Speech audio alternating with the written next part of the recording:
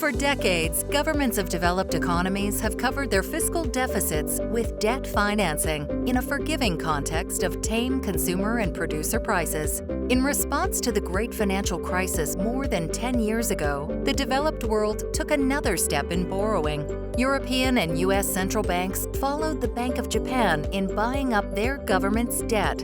The shock of the COVID-19 pandemic and related economic shutdowns drove government IOUs and bank balance sheets to even greater and unprecedented levels. Are the world's financial systems approaching the boundary of this 30-year trend? Recent year-over-year consumer prices have posted 30-year highs. Is a regime of sustained and higher inflation emerging? If so, what are the implications for debt markets, monetary policy, and currencies in and outside the U.S.? Jeffrey Sherman moderates this edition of DoubleLine Capital's Roundtable Prime, dishing the dirt, debt, inflation, reflation, taper. Joining Jeffrey Sherman are Bill Campbell and Greg Whiteley. Jeffrey Sherman is DoubleLine Deputy Chief Investment Officer. Mr. Sherman also serves as portfolio manager on several DoubleLine strategies and hosts The Sherman Show, a podcast on investment, market, and macroeconomic topics. Bill Campbell is a portfolio manager for the DoubleLine Global Bond Strategy. He covers developed markets, Central and Eastern Europe, the Middle East and Africa, and China. Before DoubleLine, Mr. Campbell worked for Peridium Global Investors as a global fixed income portfolio manager. Greg Whiteley is a portfolio manager on the U.S. government securities team, responsible for managing and trading U.S. government securities, municipal bonds, and interest rate derivatives. Prior to DoubleLine, Mr. Whiteley was a senior vice president and portfolio manager at TCW for 14 years. Mr. Whiteley holds a BA in economics from the University of Washington and an MBA in finance from Columbia University. Jeffrey Sherman, Bill Campbell, and Greg Whiteley have been quoted on financial markets by such news services as the Financial Times, the Wall Street Journal, Bloomberg News, and Reuters. This edition of Roundtable Prime was recorded on September 30th, 2021. All right, welcome to the latest episode of the DoubleLine Roundtable Prime. I'm Jeff Sherman. I am here with two of our portfolio managers here at DoubleLine, Bill Campbell from our Global Bond Department and Greg Whiteley from our U.S. Global Bond Department. I like to call it global in the U.S., give you a little more gravitas, Greg. So what we want to do today, we want to make this a talk show. We're going to call it Dishing the Dirt.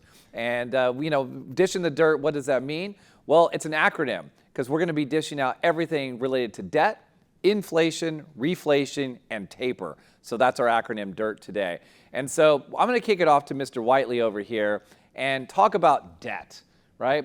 We saw in the pandemic record issuance of debt in the U.S., both public and the private sector coming together to really rebuild balance sheets at the corporate level, but more importantly, at the sovereign level, how much the issuance you saw in the Treasury Department. What is the outlook as you look forward, thinking about the dynamics of the debt market? Here we are at the end of the first quarter, big discussion about the debt ceiling, what the new budget's going to look like. So what do you think about terms of how people should be expecting supply in the debt market and the Treasury side? On the Treasury side, the supply situation is going to ease a bit in the coming months. With the onset of the pandemic, Treasury pumped up its issuance fairly dramatically, starting with bills and gradually ramping up coupon auctions to follow. They're enormous at this point in time. But the stimulus expenditures are largely behind us now. We have debate on an infrastructure bill going on right now. Those expenditures are going to be much more spread out over time, much more gradual. The projections are federal spending is not going to require the level of external financing over the next year that we've seen over the past year. So we expect Treasury to start reducing the size of coupon auctions beginning in November and decreasing fairly steadily over the course of the next year. And it is pretty much coincidental, but that's going to be running side by side with the Fed's taper. So the interesting dynamic there. The Fed is going to be reducing its buying, and Yeah, as an aside, let me just point out again, as most people are already aware, but they are still buying. So they are still building their balance sheet. They are still providing monetary accommodation. They're going to be doing so at a reduced rate, but they will be tapering. We know that from what Jay Powell told us at the press conference following the last FOMC meeting. They're going to be reducing. They're buying treasuries at the rate of $80 billion a month right now, so about $960 billion per year. It looks like Treasury issuance is going to drop somewhere between $600 billion and $1 trillion over the course of the next year. So the similar magnitude, You'd almost think similar timing. You'd almost think they're working together. Yeah, well, almost. It's been characterized as a handoff of QE from Fed to the Treasury. But Treasury supply will ease, supply will decrease, the Fed's purchases will decrease at the same time. And I think the net impact on rates is going to be pretty mild as a result. Yeah. Okay, well, on that front, let's shift gears to the rest of the world, which you cover, Bill. You know, so as you think about the policies that you've seen, massive debt issuance, extreme interventionist policies, you know, talk to me about what's happened in the rest of the world. Tell our listeners about that, but also go a little bit further and tell us what's the long-term impact here. I mean, we just keep piling debt on debt on debt. I think lots to unpack there. Let's start from the beginning. The IIF has listed global debt at about $2.96 trillion. That's including household, government, corporate debt. And about 96 to 100 trillion of that is in emerging markets, the rest in developed markets. We have seen an explosion in the pandemic of deficit spending by governments to try to fill the gap of the growth gap that was initially caused by the pandemic. But I think that we need to take a step back when evaluating kind of the global landscape and differentiate two camps of countries. I think the two camps can pretty much be split on who is trying to put their fiscal house back in order, and those countries that continue to maybe step on and stay on the fiscal accelerator. I think the best way to kind of judge what has happened and what is likely to happen in the future globally is to look at FX rates. If we look at what's happened year to date with the price of currencies for both developed and emerging market countries, we can see a clear differentiation between those two camps. The camps that have been much more aggressive on the fiscal side and much slower on fiscal easing have experienced in a lot of cases high single digit to low double digit drawdowns in their currency year to date, whereas countries that are much more on the tightening aspect of the fiscal trajectory have had in some cases, a very few cases, positive returns, in the case of Canada and Russia, for example, which I'll get into, or just low single-digit currency returns. And I think that this differentiation is likely to continue. So let's just, kind of take one developed market case and one emerging market case and contradict two countries. So in developed markets, I just like to think about Canada and Australia, for example. Now, Canada, they did a very aggressive fiscal spending package to try to address the pandemic, but they have a target of trying to get to a 1% deficit by 2025. So they're trying to get their fiscal house back in order, and lo and behold, they have had flat to positive year-to-date FX performance.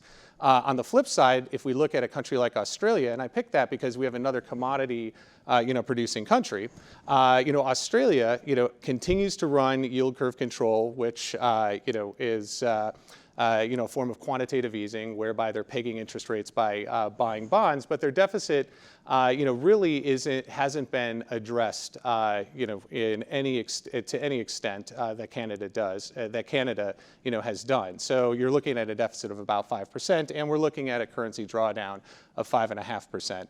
Even with all that strong commodity performance, right? Usually it's Despite highly the strong commodity performance, and you can say, well, maybe the commodity performance was helping Canada. So I was trying to find, an example of the normalization. Let's try to normalize a little bit. But there's a stark difference in the way those two currencies performed. And I think that, yes, there are other factors that we need to think about, like China, but one key example, or one key difference that we need to pay attention to is, the fiscal outlook and the fiscal trajectory.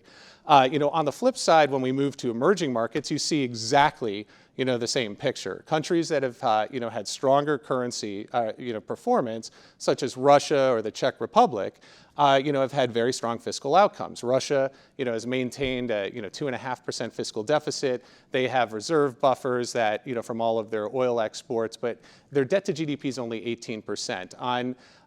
So you can maybe say, well, Russia is like, maybe an asterisk or, special case. But then, let's look at the Czech Republic, where, they did need to move to high single-digit deficits to deal with the pandemic. But they, have shown a history of, maintaining a fairly, tight fiscal, house.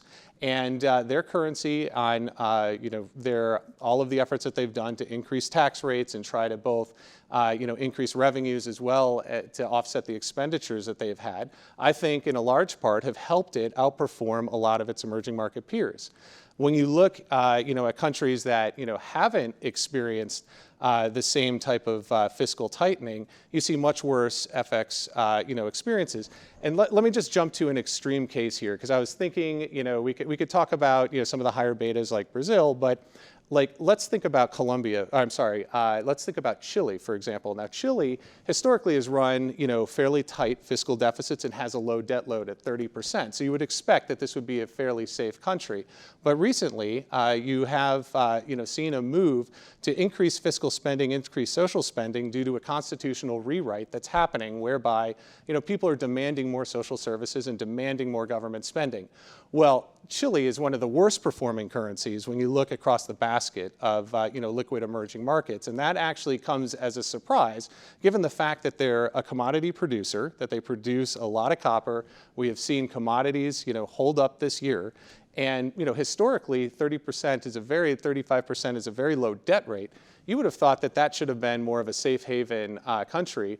But because of the political changes that are now necessitating more fiscal spending, it's been very weak. So as we go forward, I think that we need to pay attention not only to the debt loads, but the trajectory of fiscal spending.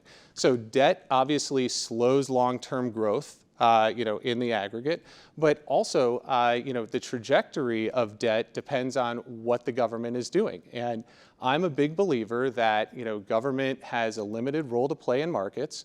And, the more crowding out that happens, or the more overreach, or the more that government steps in and provides, social programs that crowd out the private sector, the less the opportunity set is to make money on the private side, and the more it's going to hurt both the economic outcomes, but also the market outcomes. So I think kind of just to set the tone for this discussion, separating the world into those two buckets as we move out of this pandemic of who's paying attention to fiscal spending and fiscal order, and those who are kind of pushing it to the side will be a key differentiator, especially in the global bucket. But I'm sure we could also talk about that in the context. Yeah, well, that's what I was going to do. I was going to try to bring Mr. Whiteley in here on that front too, because you talk about, kind of this trajectory of the fiscal spending.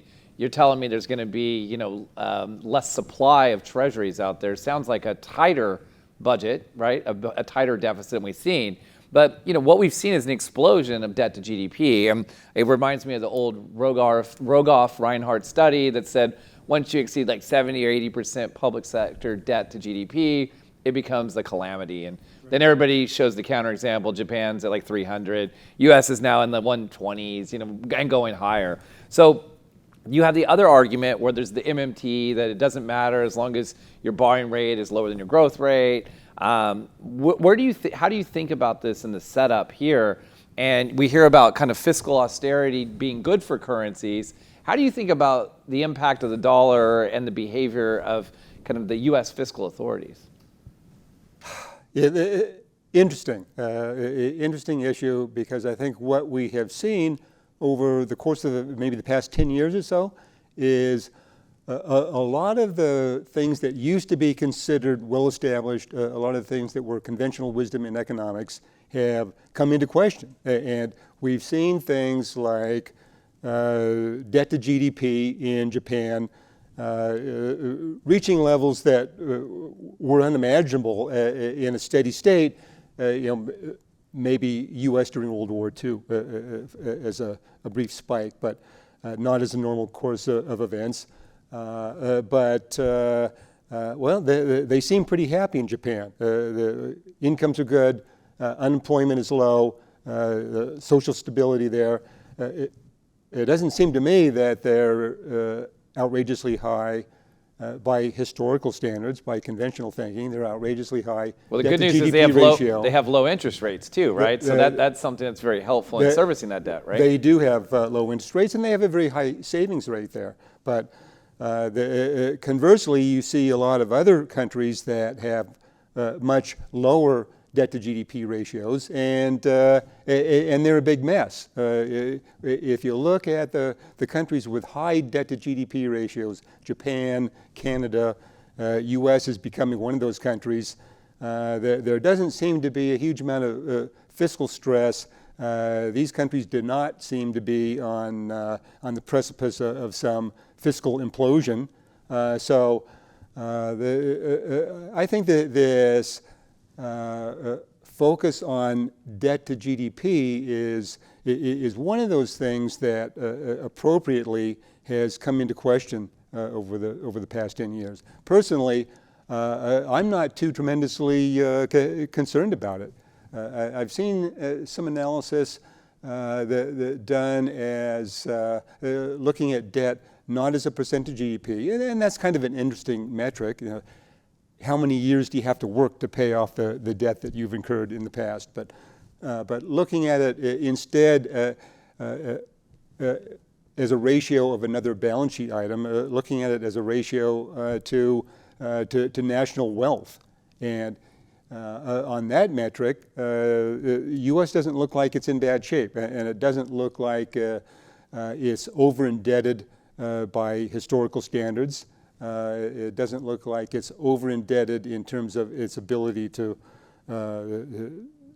service the debt or retire the debt. So I'm fairly sanguine on this whole issue of debt issuance so far. We might find that we hit a wall, and all of a sudden it becomes a problem. But the evidence so far, I don't think, supports that. It's all about debt servicing. But I think, as you look forward and you think about the inflationary impacts too, and I'm going to bring this back to you, Bill, because what I've seen is that developed world CPI right now, or inflation, is above the emerging world, which is not typically how we see that, right? And so before you front run my question there, you wanted to jump in. Let me ask it, because what are you seeing on the inflation front too? Because, is it this bifurcation of those that have been loose with fiscal policy versus tightening, or what do you think about it? I always think of inflation as more of a global phenomenon. And I talk about this a lot because it's like we all consume similar commodities and goods globally, right? We're all humans, right? And so as you think through it, how do you think about the outlook for inflation, and is it linked to debt, or is it some externality and it's all about a consumption side of the equation? Well, I raised my finger because I just wanted to point out that in aggregate you are correct in the statement that developed market inflation rates are picking up, and it looks like emerging markets are lower. But I think we need to kind of break out the different categories in emerging markets. And really what's dragging it down is China inflation's like 0.8%. And like you have it's kind of skewing everything. So Asia inflation is much lower. And I think we need to kind of keep that in its own bucket, because when you start to look at Latin America and Eastern Europe and African inflation, you're looking at very high inflation rates as well, which gets to your point that it is a global economic, it is a global factor. It's a global problem. It's something that I think It has been exacerbated by supply side constraints due to the pandemic. Like that's just a fact. Prices have shot up across the board. Wages have gone up, commodity prices have gone up, and pretty much everywhere you look, outside of, let's keep Asia, in its own bucket for now. You're seeing inflation pressures, across the globe due to all of these factors. Now, going forward, I think that the explosion in debt, I maybe am, a little bit more worried, than, Greg, I think it sounded like you were, because my concern is I think debt can be useful if it goes to productive investment. And then if, the productivity rates are increasing and, we can increase per capita GDPs, ultimately we can grow our way, out of the debt. My concern is that, ultimately, we're getting into situations now where a lot of money is being thrown into the system, and we're not seeing a lot of productive investment happening on the back of the monetary growth that's happened. And we see that a lot in the banking sector, where money seems to be trapped in banks, and it's not being lent out, and it's not finding its way more to the SME, the small and medium-sized enterprise sector, where you do see a lot of employment growth and innovation growth. So what you're saying is a lot of this, this spending that's taking place from in the U.S., for instance, looking at, the amount of stimulus that took place direct to consumer, right? That money's there, plus you also pumped in the banking system, QE, tends to bring down rates, which incentivizes the lending of it, but there's no demand for the loans, because they have this other offset, they being the consumer. Right. Yeah. Another thing to keep an eye on is this idea that fiscal stimulus has been a big driver of growth rates that we've seen coming out of the pandemic, and there needs to be a handoff to the private sector, because government spending is dependent on tax revenue. So at some point, with the explosion in the amount of fiscal spending and fiscal policies, we're getting into very close to a house of cards scenario.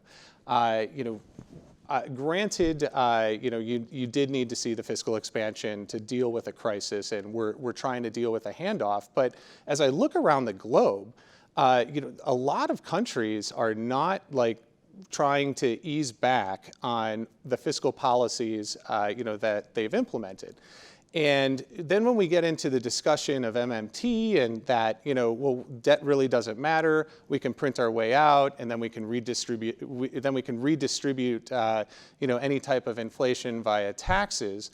I think that that's a very dangerous game to play, because the more that inflation, becomes a monetary phenomenon, the more difficult it's going to be to control.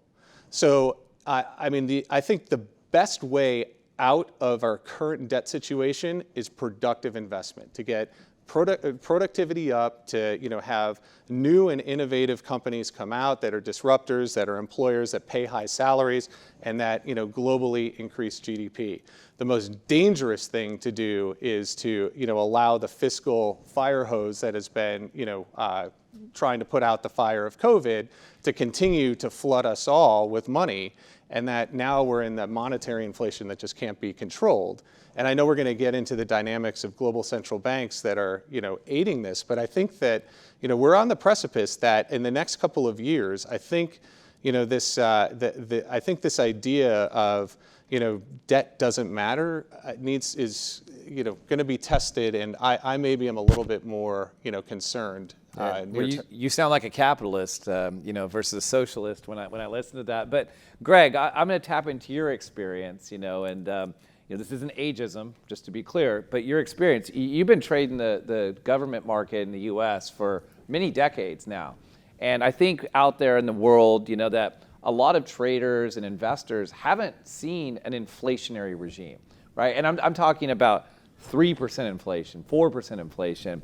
Walk me back through your history, your career, and thinking about different levels of inflation. And Do you think that we are on the precipice of something different? I mean, the Fed changed its objective from a 2% target to an average target. We've heard all these things. So how are you thinking about the dynamics of inflation? And is it something we should be more concerned about? The bond market doesn't seem to be pricing a lot of inflation in today in the rates. Not. No. And secondly, on top of that, as you think about the future, do the kind of the debt, the demographics, and everything overwhelm, and we get to the other D of deflation? So how are you thinking about that? Yeah, I think that's definitely the most interesting question we're dealing with. I came up with it, so at thank this you. juncture. Yeah. It's certainly impactful, but it's also just very interesting. I think ultimately the bottom line is it's an unanswerable question. Nobody knows. Jay Powell's come out and said, I'm sure it was inadvertent, the chairman of the Fed wouldn't say this on purpose, but the Fed, an organization that employs 700 Ph.D. economists, doesn't know how inflation works. So gives you a lot of comfort, right? For the past 30 years, we've been on this disinflationary trend. There was always the fear. The monster of inflation was under every rock, behind every tree, a result of our conditioning from the 60s and 70s. The Fed would act preemptively to head off any small rise in inflation, to throttle back the economy whenever the unemployment rate got to a level that the Fed deemed to be near a level that would ignite inflation. But inflation never did take hold through that whole period. Been declining for 30 years now. And so are we at a turning point? And what was contributing to this disinflation for 30 years? We have a number of competing ideas, and they're not mutually exclusive by any means, but there has been an overarching trend here, the demographic trend, slower population growth, slower workforce growth, so slower demand growth. The demographics, technological innovation, and globalization were considered big drivers of this trend. The Fed's preemptive action shaping inflation expectations has been a contributor. And the Fed itself very much subscribes to this idea that it's sort of a circular argument, but this notion that inflation expectations bring about behavior that makes those expectations self-realizing. There are more ideas that wealth inequality causes disinflation as we get more and more wealth concentrated in the hands of people who save more and spend less. It contributes to lower demand, less upward pressure on prices. So my view is that all these things are contributing or have contributed, and it's impossible to sort them out. You can kind of put them together in different ways and think about them interacting in different ways. Could we be at a big turning point now? We have a potential spark here with these supply chain disruptions, which are proving more complicated and more stubborn than people expected 6 months ago. This transitory inflation has turned out to be something that was supposed to go away in 3 months. Then it's going to be 6 months, maybe longer than we expect. DoubleLine's own inflation forecast calls for inflation above 3% for a couple of years. But a couple of years is still not the long term. And the demographic trend and the trend toward technological innovation are not going to be reversed anytime soon. So the big turning points are always difficult to identify contemporaneously. So my feeling is I want to stay open-minded about it. I want to watch carefully and look for clues to the effect that there might be a significant secular change taking place, and be prepared to adapt accordingly. But there are some more things right now that could contribute to a turnaround, and one is this MMT idea, and MMT's fairly controversial, and I think there's some interesting insights in there. Don't recommend it as a guide to policy formulation, because it relies on the discipline of politicians to not go crazy Don't printing get Bill money. the capitalist started over here. You know? Okay. Well, I think we're thinking the same there, but it's come to the forefront very recently here with this idea of the $1 trillion platinum coin. And you could argue that maybe QE was not inflationary.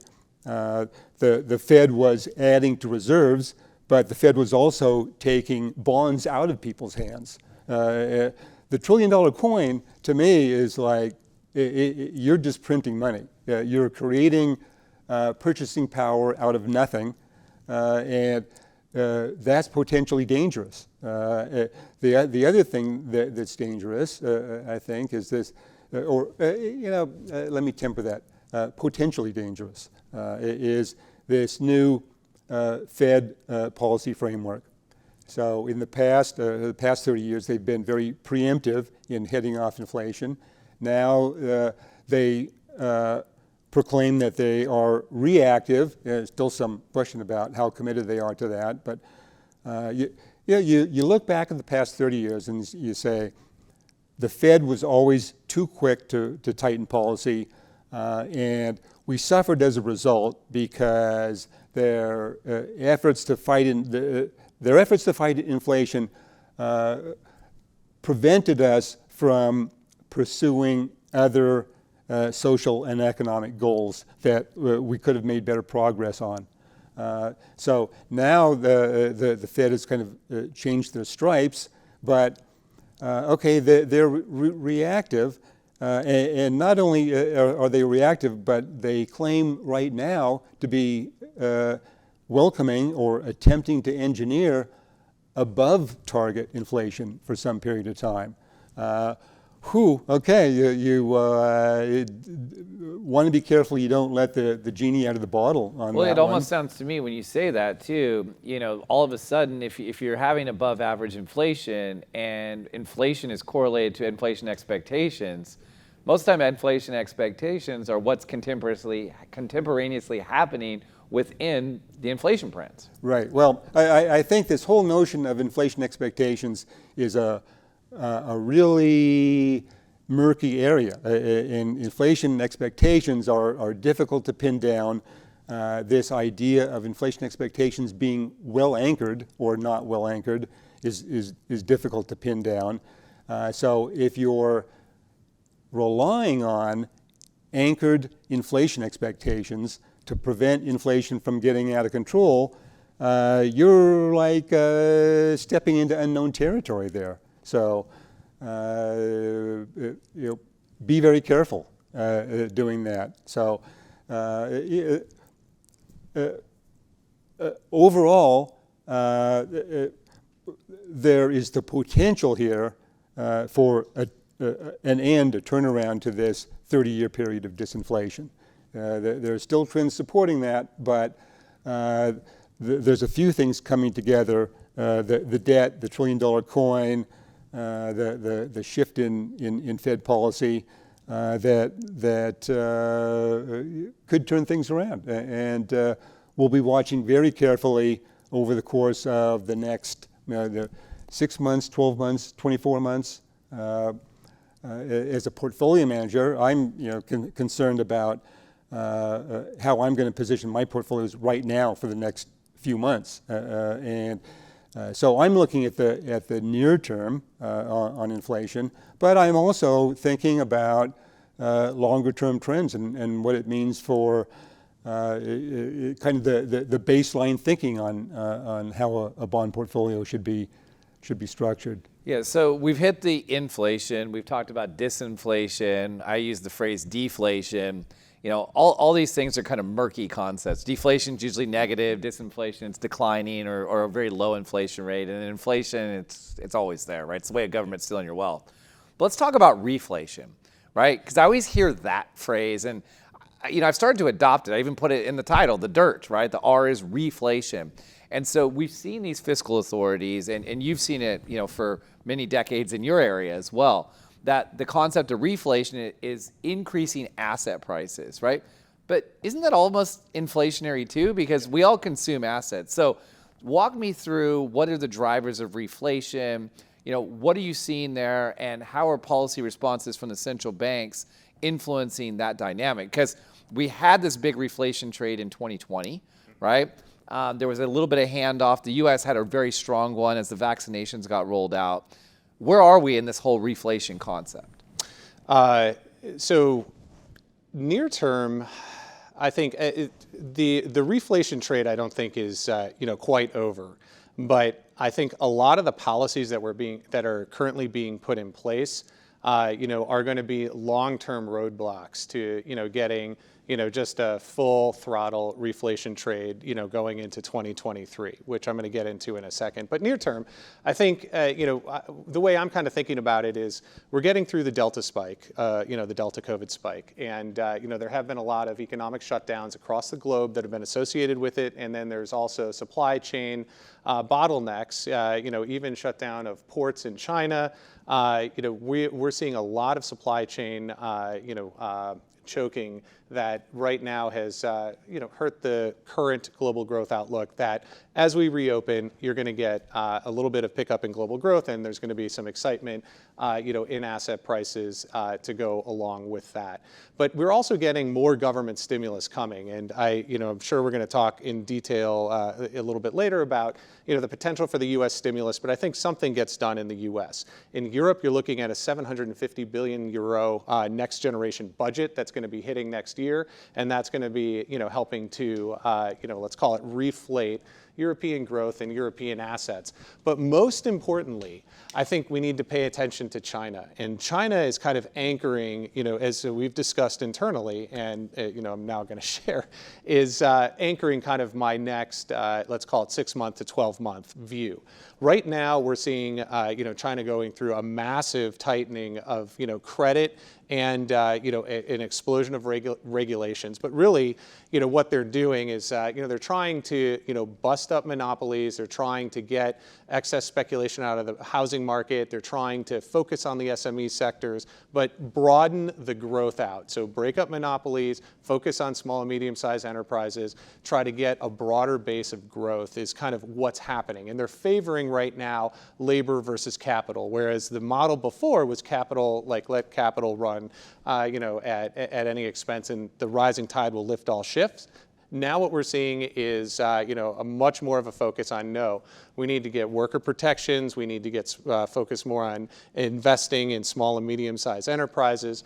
And I think what ultimately is happening there is the big date we need to watch out for, in China and globally is November 2022. That's when Xi Jinping is going to be appointed to his unprecedented third term, as leader of China. And he suspended the rule that said, there was a 2-term limit. So in order for him to kind of sail into, that nomination, I think starting maybe end of Q1, probably more likely Q2, China is going to go from what we're seeing today of a credit tightening to a credit impulse. And I think what we're seeing on the regulatory front in trying to broaden that growth out is to make sure that when that credit impulse hits, it's not just to the wealthy, like Greg, you were talking about, the inequality being an issue.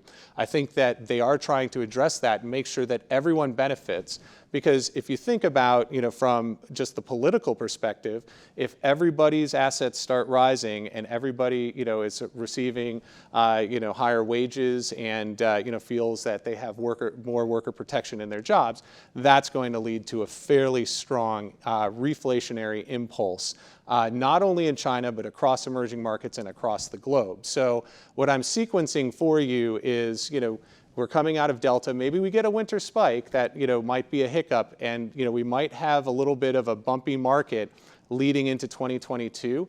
But then I think that China really is going to add on to what Europe's doing and potentially what the US will be doing, to push that, reflationary trade. And then just quickly to circle back around to that longer term impact, when we're looking at the policies today, that are happening, we're seeing it's not only in China that we're seeing a movement away from capital to focus on labor, it's globally.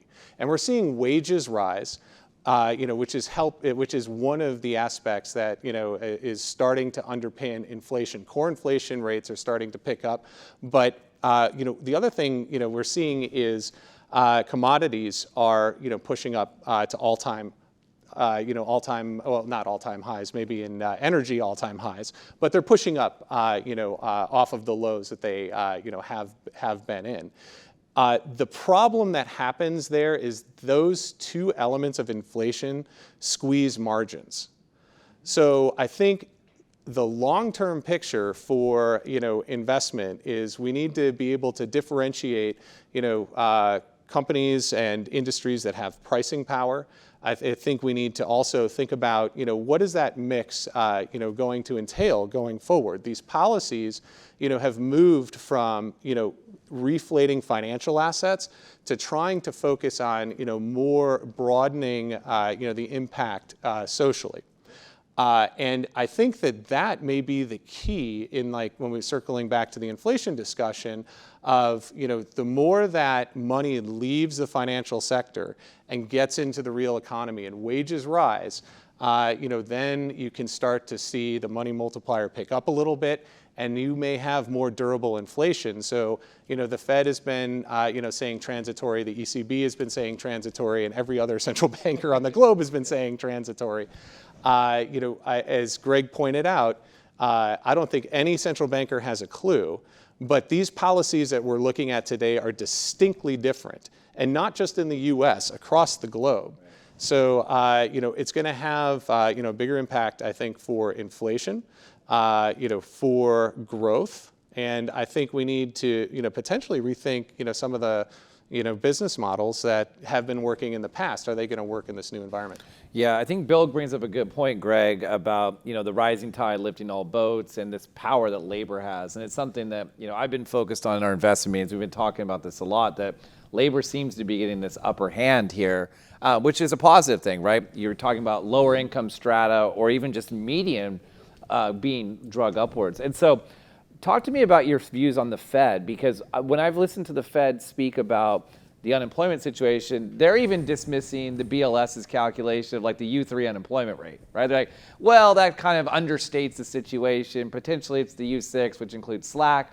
But if you look at this cohort, whether it's gender-based or race-based, that there's disproportionate, unemployment rates. And so when you think about the Fed's behavior and their policy decisions, how much is this social construct coming into play? Because Bill, you bring up a great point on this, that there seems to be a shifting dynamic. Yeah, very definitely a complete change in emphasis from the monetary authority here. And I consider the monetary authority basically part of the government, but it carries over to the fiscal side also. So much more emphasis now on this idea of maximum employment. Interesting that different Fed chairs use different terminology here. I think the original legislation said maximum employment. It was the objective, and it sort of got changed to full employment, now back to maximum. I think there's a subtle difference there. It's like full employment kind of views the world through the eyes of employers, and are we able to get employees? And maximum employment kind of views things through the lens of what workers are seeing, and is it easy for me to get a job? It's like the Oprah, you get a job, and you get a job, and you get a job, right? So now the Fed and Jay Powell has used this terminology himself regularly. They have a broad and inclusive view of maximum employment. And it's not just a headline unemployment rate. And again, these are words that Jay Powell has used and have been adopted by the FOMC after a period of considerable study. They've adopted this as their formally as their stance on how they're going to conduct policy. They are looking to maximize employment. They want like every person who's able to work in the country to have a job. And so they're taking a very granular look at all kinds of different groups, groups that have tended to be left behind in the past, groups that tended to be the last people to benefit in an economic upturn and the first people to lose their jobs in an economic downturn. They want to keep things going until all those people have jobs. That's that's admirable. I think that's wonderful, and I certainly second that objective.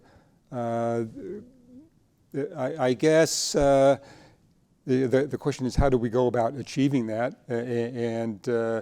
Alan Greenspan in the past clearly put fighting inflation ahead of lowering unemployment, and his attitude was stable prices are a prerequisite for job growth. So the first thing we have to do is get stable prices.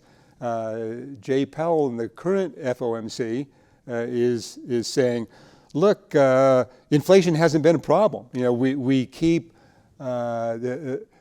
thinking we see inflation and jump to fight it and have a setback on our objective of putting people to work.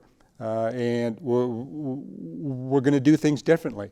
So the problem there, touched on earlier, is that it's there's some potential risk there, and if you say that you're going to let inflation run hot to drive the economy faster, to induce employers to reach out to all these various groups and bring them into the labor force, there's the risk there that inflation gets away from you, and then you do start this self-reinforcing cycle with rising wages, leading to rising prices, leading to demands for higher wages still, and higher inflation expectations. So it's a tightrope, and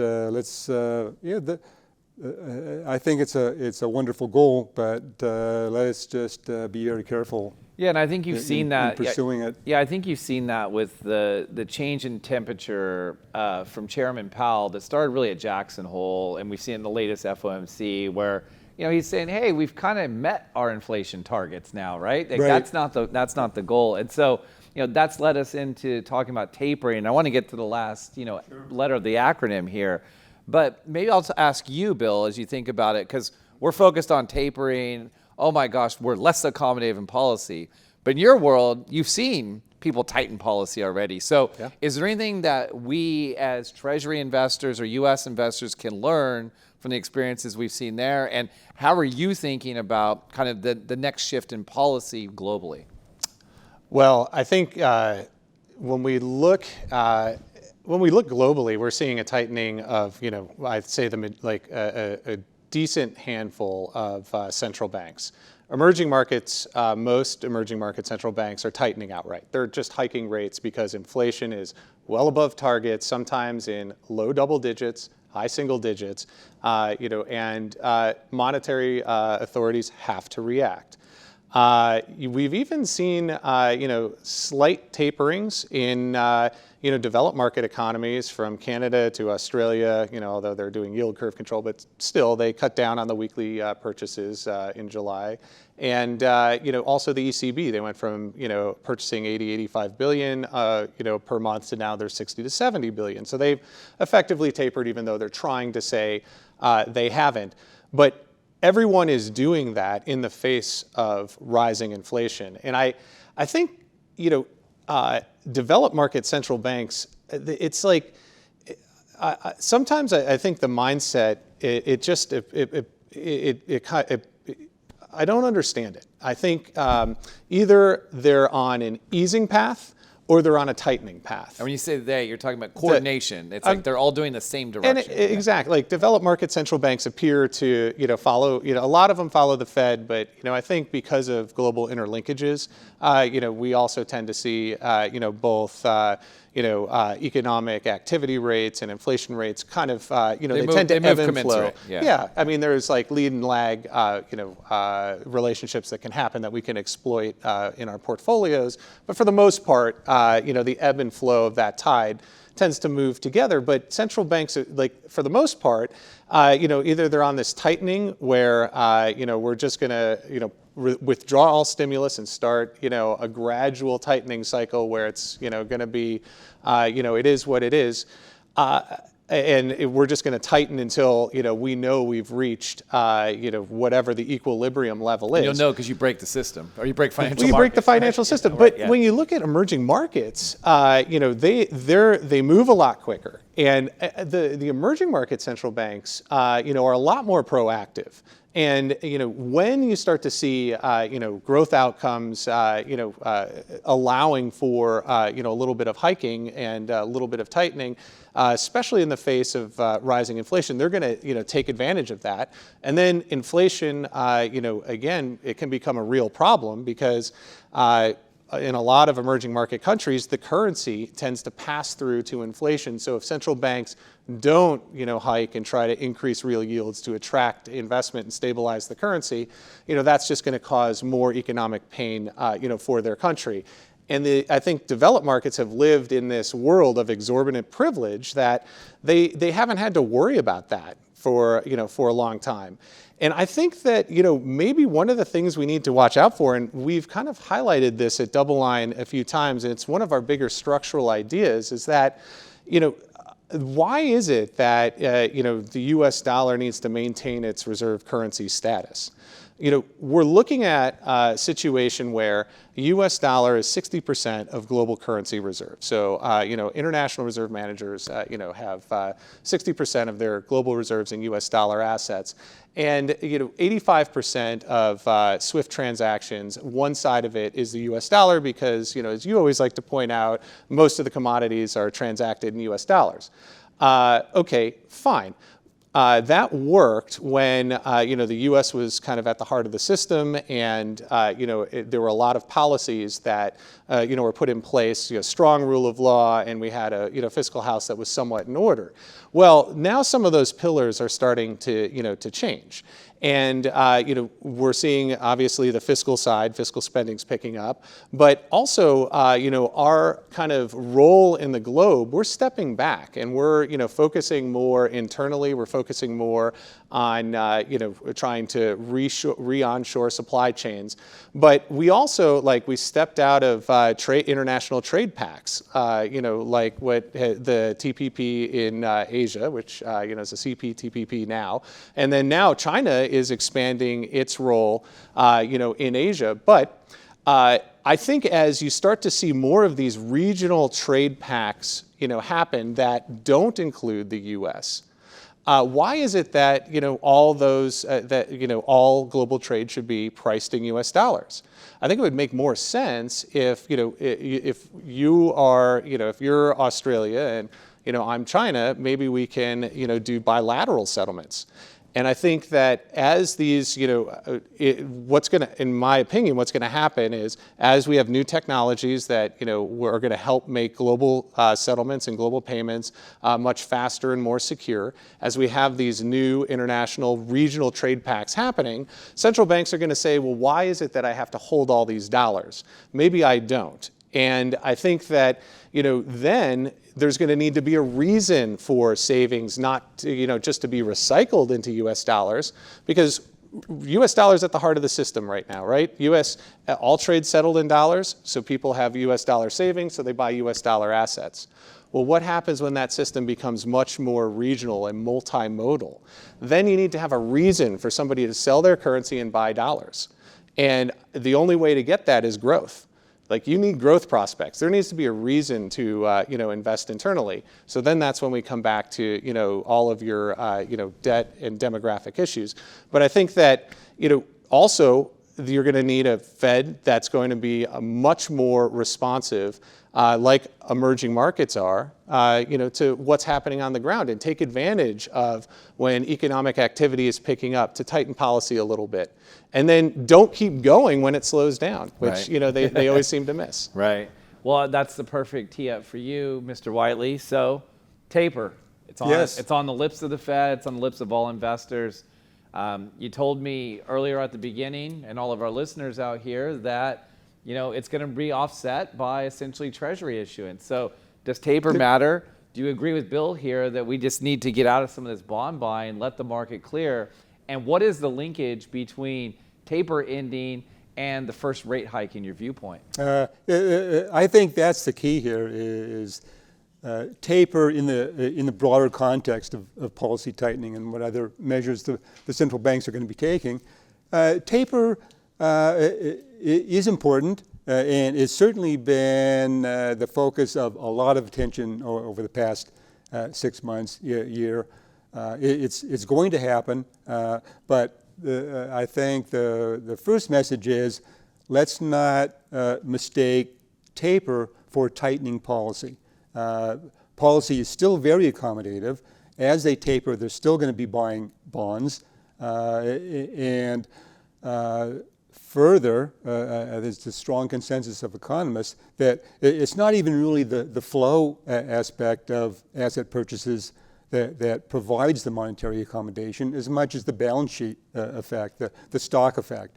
And no one's talking about the Fed reducing the size of its balance sheet. It's going to continue to be very large, above $8.5 trillion. It's going to continue to provide monetary accommodation after the end of taper. And so we saw the dangers of them trying to unwind the balance sheet too while they were hiking rates and trying to unwind that. That didn't work out so well, right? Well, that's where I was going to go next, is that I think the Fed, we look at the dot plot and we see FOMC members on balance expecting some rate hikes in 2023, maybe beginning 2022, continuing into 2024. The market is skeptical about how far the Fed's going to be able to take this. The Fed has their long-term dot at what, 3.25%? Yeah. But we never got close last time. I think it was like 4 handle last time. We got almost halfway there. Yeah. Right? The market thinks it's more like 2.5%, 2% is as much as the Fed's going to be able to do. We all look back at 2017, 2018. The Fed is reducing its balance sheet, and it's like pay no mind to that man behind the curtain. The balance sheet reduction is on autopilot. We're normalizing rates, so they get off to a slow start in 2015, 2016, but then they pick up steam. 2018, they're doing a hike every 3 months, and the balance sheet is shrinking, and you get late into 2018, and the bond market starts to freak out because the Fed is still talking about synchronized global growth. The market is seeing, looks like synchronized global slowdown to us. Right. And that last hike in December 2018 really was the straw that broke the camel's back. And they had to do a very sharp about face there January of the following year. I don't think they want to make that mistake again. I think they're going to be careful about removing accommodation in the form of balance sheet reduction. I think they're going to be cautious. Thinking back again, 2015, 2016, the dot plot at that time said FOMC expected 3 or 4 hikes every year. Right. And we got 1 hike at the end of 2015. And then had to wait another whole year to December 2016 before we got the next hike. So I think the hiking process is going to go slower than the dots suggest. A few people have raised the issue of balance sheet reduction, and Chair Powell said he didn't even want to go there. Wasn't even going to talk about that. Let's take care of the taper first and then see where we are. So I think bottom line is the Fed is currently very accommodative. They will still be very accommodative after taper is complete, after their asset purchases are wrapped up. And they're going to be cautious about moving to tighter policy from there. So, I certainly agree with Bill that the Fed needs to be sensitive to to conditions, as they did not seem to be in late 2018. Maybe they will be more so going forward this time around. But yes, there's going to be a taper, and it does kind of matter, but the Fed will continue to be accommodative. I think the automatic pilot thing was interesting because, I went on TV that afternoon after that, and I'm like, it's one thing to have automatic pilot, but it's one thing if it's in an airplane that we've had for 40 years. It's another thing if it's an EV like Tesla that we're testing in real time, right? And, so I was trying to be snarky and cute with it, and I was remembering the movie Airplane. And the automatic pilot comes up, and it's actually the inflatable doll. He's driving, and you go and you look at the credits, and they actually named that autopilot, OTTO pilot. So, Bill, you got something to chime in there. I'll let you chime in, but also give our viewers what your favorite idea is for the next quarter to 6 months too, as well. That'll wrap us up. Sounds good. Yeah. All right, but quickly on what Greg was saying, I think what's happening right now across global monetary policy is just a major moral hazard issue. That you look at all of the monetary and fiscal policies that have been put into place, and the ability for the central banks to assume any pain in market pricing and market clearing and trying to find correction is very minimal. And this idea that we're going to continue to be slow just.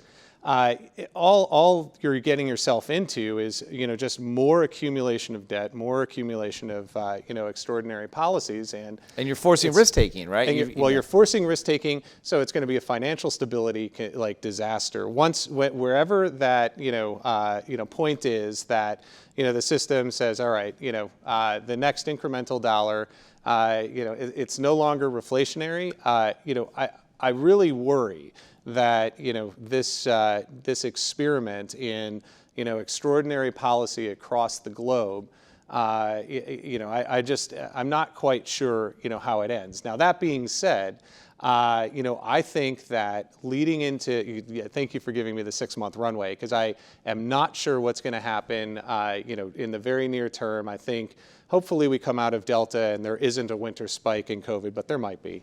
We'll see what happens with the debt ceiling and with all the fiscal packages that come through.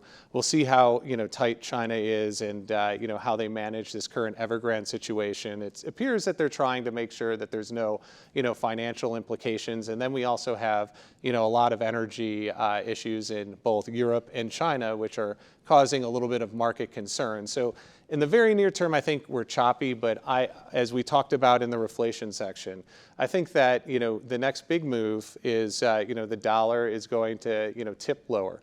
And I think that that's going to provide, a very interesting trade for investors that have a little bit more of an international focus, both in local emerging markets as well as, developed markets outside the U.S. And I think that, if it happens a little bit before China starts stimulating, that's great. And then when China, as I believe they will, in the beginning to first half that's of when you want to move your 2022, chips into I think that's yeah. and that's when you really have, the near term at that point will be, the wins at your sails. All right. So No, that would be, I like that would it. be the pitch. Yeah, I like it. I've listened to you too much. You've got me convinced. So, Greg, I'd be remiss if I didn't ask our best Treasury trader, what your favorite concept is here, and best trade for the next 3 to 6 months as you think out, and how to position. 3 to 6 months. I like reduced interest rate risk, short duration.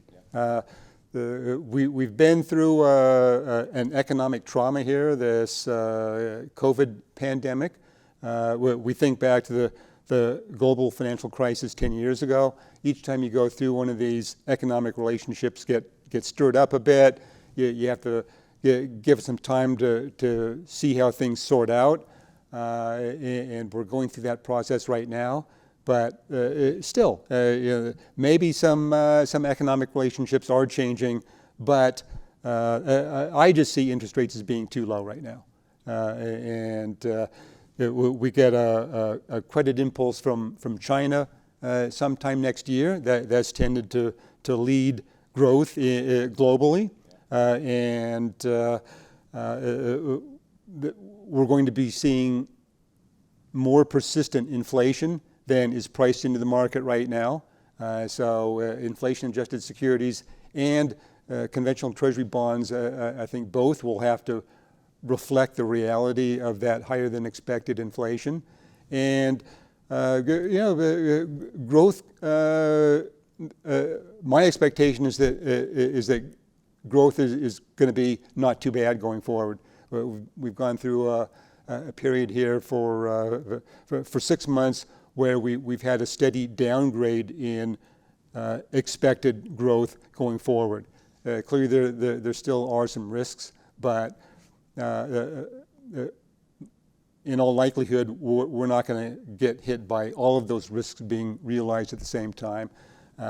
Better growth, higher inflation, augurs for higher yields, right? More demand from the international economy. Looks like higher rates to me. All right.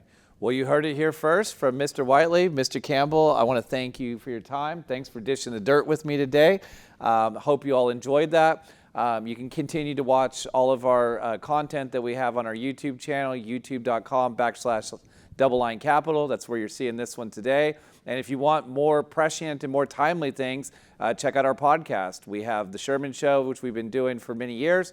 We have a new entrant this year, the Monday Morning Minutes, that's hosted by Jeff Mayberry and Sam Lau. They come out every single week. They release it before the opening bell on Monday, and they give you what are the pertinent macro topics. And so very lively discussions there. Maybe one day they'll have a guest such as Greg or Bill, and thank you for joining me today. Really appreciate it and everything you're doing here for our investors at DoubleLine. So thanks again for joining me today, fellas. Great. It was fun. Thank you. Thank you.